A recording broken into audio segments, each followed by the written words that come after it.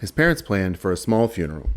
They expected family, their son's friends, maybe some of the city's political and social elite. The Frassati family was, after all, well respected in Italy. With a prominent artist mother and journalist-turned-politician father, their son would certainly be remembered, but he died of polio at the age of 24 after living what they figured was a relatively normal life. He'd failed a class or two in high school, liked sports and mountain climbing, and played pranks on his friends. Nothing extraordinary, so they planned for a small funeral for their son Pier. But as the funeral procession passed through the streets of Cologne, thousands of people crowded to pay their respects. The young man's family was shocked. The crowd included large numbers of the city's poor. Pierre's mother and father knew he was passionate about helping people. He had talked often about social reform, but they never could figure out where he was always running off to. And now, on a hot morning in July, still shaking from their son's sudden death, here was their answer. Pierre had dedicated his life to others. The poor were also surprised because they didn't know their friend Pier was part of the prominent Frassati family. Pier befriended many people and provided for their needs, from housing to food to medical supplies, but never let on that he was part of the elite class. In fact, he loved them like part of his family. Unbeknownst to both his family and his needy friends, Pier had been using any allowances he received to pay for others' basic needs. To his peers, Pier was a lively person who loved mountain climbing and movies.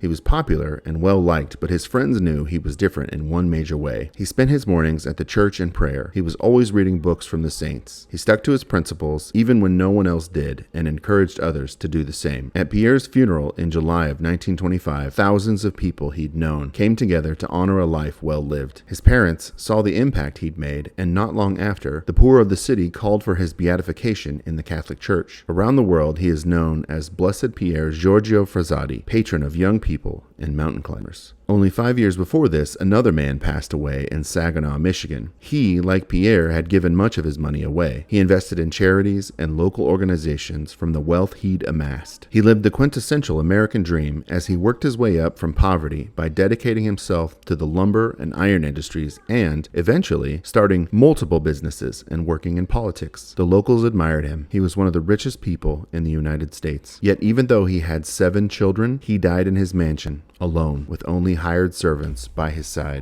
Wllington R. Burt pursued wealth and fame, estranging his loved ones in the process. He was harsh with them, pinching pennies and caring only about his personal pursuits. By the time he reached old age, none of his family or friends associated with him. And even now, the only reason he's really remembered is because of the strange spite clause in his will. His final wish was that none of his children or grandchildren be given any of his wealth, the thing he'd worked so hard for in his life. Instead, he asked that the money be split among his heirs 21 years after his last grandchild died. His wish came true in 2011, with various descendants receiving up to $3 million each. Most of the heirs weren't very excited. They'd watched this inheritance tear apart 5 generations of their family, watched siblings and cousins fight endless legal battles. Their ancestor had left a legacy of selfishness and pain in his wake, and they were just glad it was over.